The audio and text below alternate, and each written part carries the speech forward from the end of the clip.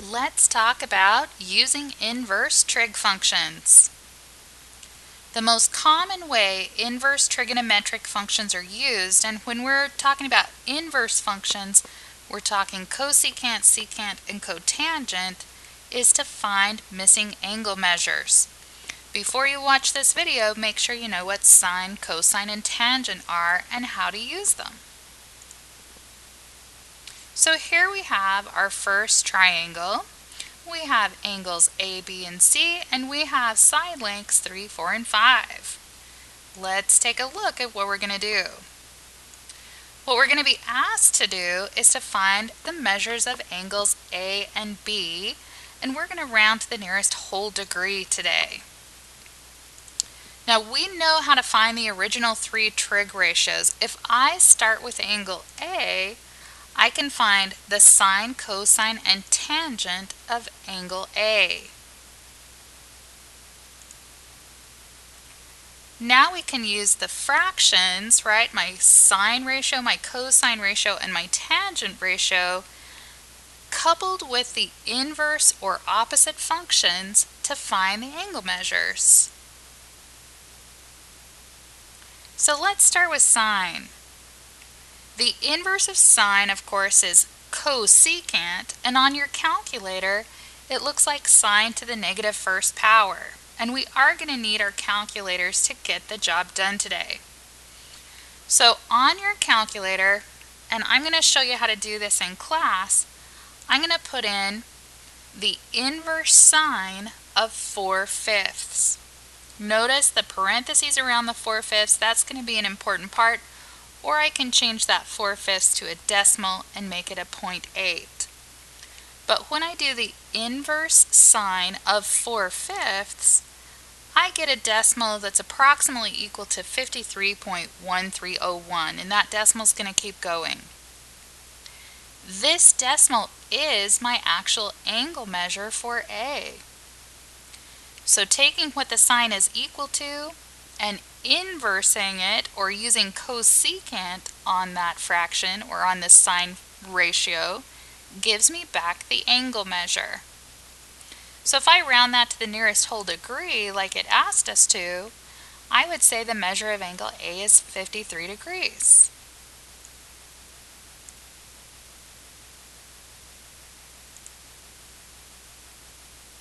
Now let's try cosine. Normally you don't have to do all three. You'd only need one of these three trig ratios, but today, since we're learning this, I'm going to show you all three.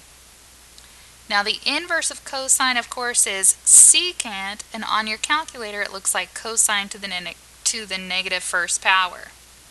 So I'm going to take my cosine ratio 3/5, and I'm going to use the inverse cosine of 3/5. And again, take a look, I get that exact same decimal. So again, if I round to the nearest whole degree, the measure of angle A is going to be 53 degrees. And then finally with tangent, the inverse of tangent is cotangent. On your calculator, of course, cotangent looks like tangent to the negative first power.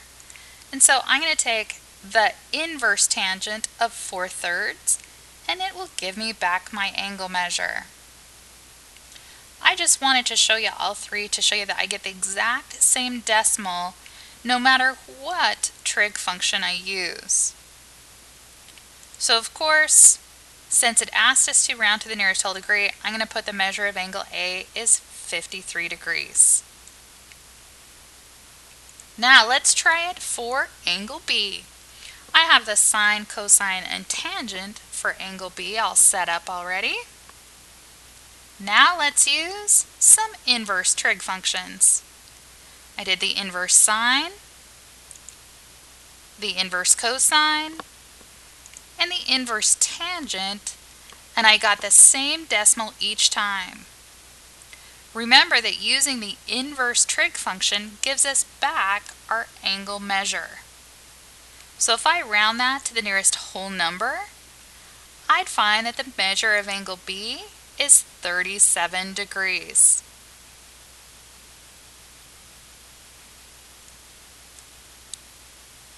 All right, Sometimes you're not given a triangle, and sometimes you're not given fractions. Sometimes you only are given a decimal value for your trig ratio, and you're asked to find the associated angle measure.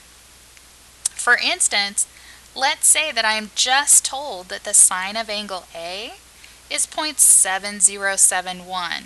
Remember, that's probably a rounded measure, so this isn't going to be exact, which is one reason why we round to the nearest whole degree.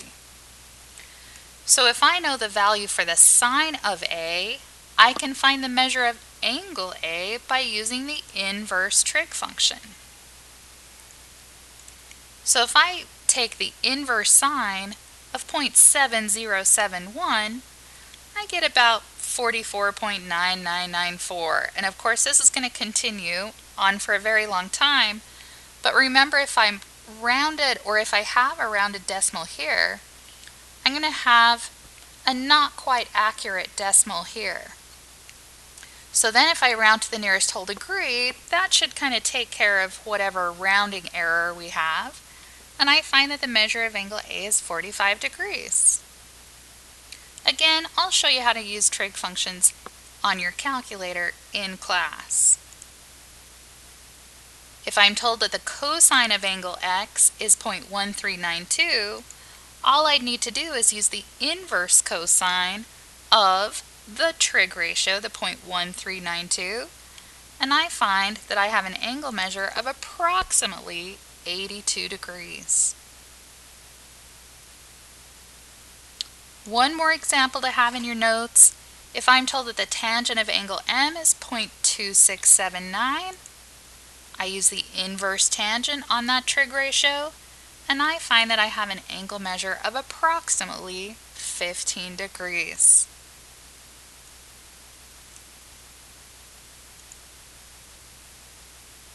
Different types of calculators, depending on what kind of calculator you have, they all work a little differently with entering trig functions and the inverse trig functions.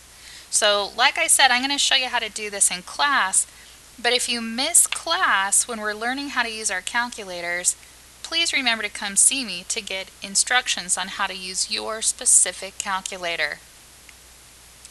Alright, I think that's enough for today.